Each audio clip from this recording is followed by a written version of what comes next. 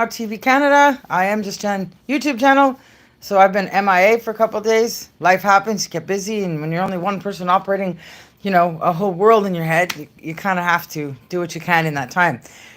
Usually, if I'm away, that's just because there's things happening and there's something to update. So that being said, updates are that the producer director I had touched base with over at the Fire Hall Theater in the downtown east side, who helped found and institute the place, actually agreed to meet with me, which with how busy she is and her own stake of fame in this country and her ongoing pursuits. Right now she's working on a dance production. They're touring around.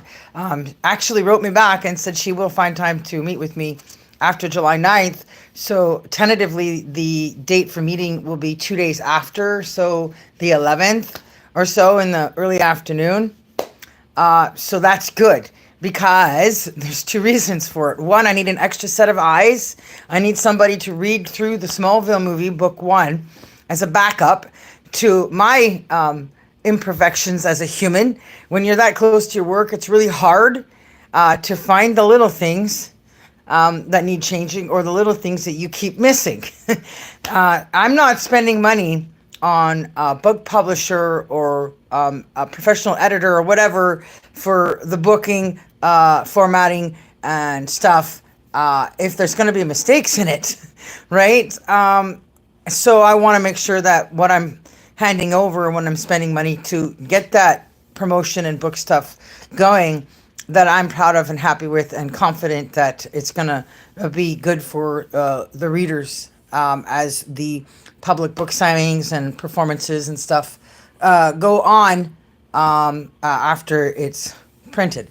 So the other for her meeting with me is that I have multiple projects in my head, one of which obviously is You've Got Mail Too, aka Another Story with Joe Fox and Kathleen Kelly.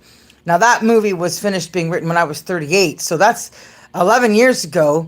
So it's like almost post-mortem because the time frame in which Meg Ryan and Tom Hanks could have been in it still, while they were still able to, with some makeup, look young enough to make it look like the movie had only been made a few years apart from the first one, has now sailed.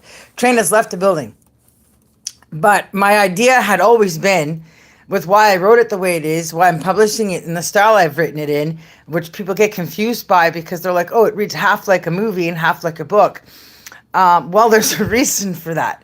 So when the original story was found by the writer that wrote the screenplay for You've Got Mail, it was actually a play, the original story. So she liked it so much, she decided she wanted to write something for herself and turn it into a movie. So she wrote You've Got Mail from that. So I thought, well, let's flip it. Let's write the third installment. Well, I guess it's the second movie installment, but it's the third to the whole shebang, and take that movie and put it on stage. Outdoor stages, free stages where you get practice acting and just garner your roles. So then people can have fun watching it from the original design of the original story, on top of the possibilities of it also still going to movie.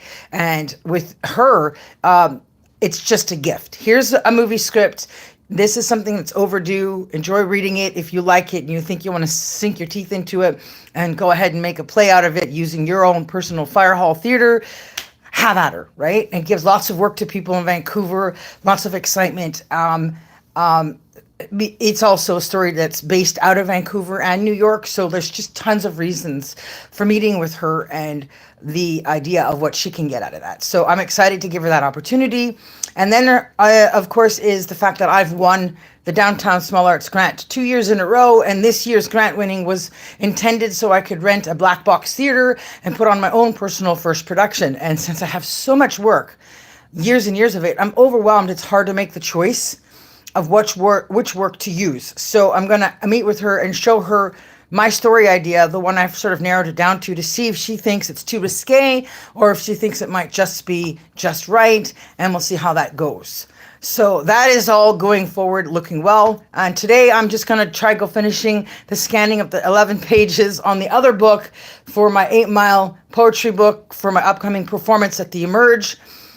Dates and time for my place at that event still haven't been given, so I'll let you guys know when that happens. And then I have to do like resume, print off stuff, because I finally think I have a handful of personal support clients and swimming lesson clients to pave the way financially while I'm still struggling as that artist on the side. So things are looking good. So I'm going to go to the library now and do all that stuff that I can get done for free, because that is just the way to be and how expensive the world is to live in today. And I can't do these videos at the library because, it's a library. You've got to be quiet. So I'm just going to finish here at home and then head out the door.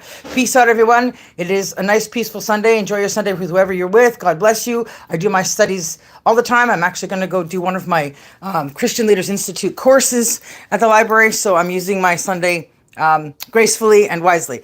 Bye. Talk to y'all later. Peace out.